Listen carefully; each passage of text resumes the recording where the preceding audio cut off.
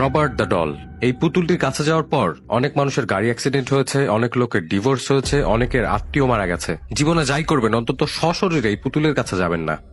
যদিও এটা আপনার থেকে এখন অনেক দূরে আছে, এটি ইস্ট মার্টেলো মিউজিয়ামে সুরক্ষিত একটি কাচের ঘরে রাখা আছে। তারপরও শুধু আমি না, বলতে পারেন এই টপিক নিয়ে যারাই ভিডিও বানিয়েছে তারাই মোটামুটি ভালোই রিস্ক নিয়েছে। তাই ভিডিওটি মাস্ট লাইক দিবেন, কারণ আমিও বেশ রিস্ক নিয়ে পুতুলটি নিয়ে কথা বলছি। কেন বলছি এগুলো একটু পরে আপনারাও বুঝতে পারবেন, শুনুন তাহলে।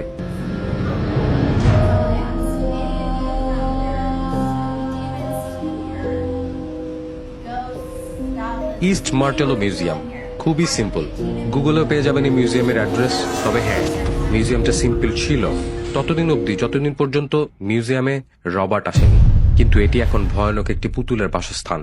আমি আবারও বলছি, কারো যদি সুযোগ হয় সামনাসামনি সশরীরে এই পুতুলটির সামনে যাবার বা সামনে থেকে দেখার, তবে না যাওয়াটাই আপনার জন্য মঙ্গলকর। অনেকে 2 লাখ, 3 লাখ, 6 লাখ টাকার বাজিও ফিরিয়ে দিয়েছে, তবু এই পুতুলের সামনে যায়নি। আপনি ফোনে বা আপনার ডিভাইসটিতে পুতুলটি দেখছেন, তার মানে আপনি সেফ, কিন্তু সামনে যাওয়ার সাহস করবেন না। চলে আসি আসল ঘটনায়। কেন এই পুতুলটি এত ভয়ঙ্কর, এটি আসলো কোত্থেকে, এবং পুরো ঘটনাটা আপনাদেরকে আমি জানানোর চেষ্টা করব।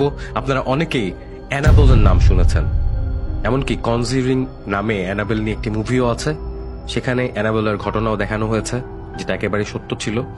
সবাই মোটামুটি অ্যানাবেল সম্পর্কে জানেন এবং এটাকে ভয়ঙ্কর একটি পুতুল হিসেবে মানেন, কিন্তু তারাই মানেন যারা এখনো রবার্ট দ্য ডলের সম্পর্কে জানেন না। রবার্টের সামনে অ্যানাবেল কিছুই না। অল্প কিছু মানুষ রবার্ট সম্পর্কে জানে, যারা জানে তারা বলে এত ভয়ঙ্কর একটি পুতুল এখনো পৃথিবীতে কেন আছে। ইস্ট মিউজিয়ামে গিয়ে কেউ যদি এই পুতুলের সামনে গিয়ে চোখে চোখ রাখে, তবে তৎক্ষণাৎ আজে বাজে জিনিস ফিল করা শুরু করে। তার চোখে তার আত্মীয় স্বজনের মৃত্যু ভেসে ওঠে, অথবা সাথে সাথে এমন কোনো দৃশ্য ভেসে ওঠে যে পৃথিবীতে সেই ব্যক্তিটি যে জিনিসটা সব থেকে বেশি ভয় পায় সেটার মাধ্যমে তার মৃত্যু হচ্ছে, এমন চিত্র চোখে ভেসে ওঠে। এখন কথা হলো, পুতুলটি এলো কোত্থেকে? এটি 100 বছর আগে, সালটি ছিল 1904। আমেরিকাতে একটি পরিবার ছিল, তারা কিওয়েস্ট আইল্যান্ডে থাকতো। সেখানে একটি 4 বছরের বাচ্চা যার নাম ছিল রবার্ট ইউজিন অট্টো, সে এবং তার পরিবার থাকতো। তার মায়ের নাম ছিল এলিজাবেথ এবং বাবার নাম ছিল থমাস। ওই বাড়িতে একটি কাজের মহিলা ছিল, কিন্তু তার নাম থেকে শুরু করে তেমন কোনো ইনফরমেশন সেইভাবে পাওয়া যায়নি। জরুরি কথা হলো, এই কাজের মহিলাটি পুতুলটি ওই বাচ্চাকে উপহার দিয়েছিল, তার মানে রবার্ট ইউজিনকে দিয়েছিল। আর তখন রবার্ট ওই পুতুলটি পেয়ে এতটাই খুশি হয়ে যায় এবং পুতুলটির এতটাই ফ্যান হয়ে যায় যে সারাদিন সেই পুতুলটি নিয়ে খেলা করত। এমনকি তার আলমারিতে সে একটি আলাদা জায়গাও তৈরি করেছিল খুব সুন্দর করে, সেখানে পুতুলটিকে রাখার জন্য। খেয়াল করে শুনুন, ইউজিনের পুরো নাম ছিল রবার্ট ইউজিন অট্টো।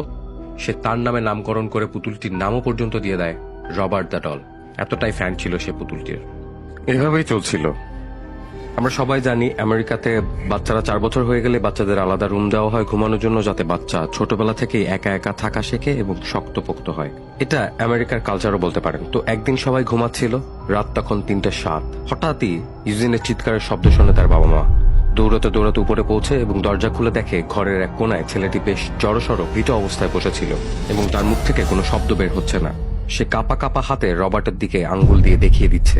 বাবা মা দেখলো রবার্ট ডল খাটে সোজা হয়ে বসে আছে আর তার চোখ দুটো ঠিক ইউজিনের দিকে। কিন্তু মা বাবারা তাকে বললো, এটা তো সামান্য একটা পুতুল, খেলনা, কি হয়েছে তোমার, দুষ্টুমি কেন করছো? তখন বাচ্চাটি বলল, এই পুতুলটি একা একা হাঁটছিল।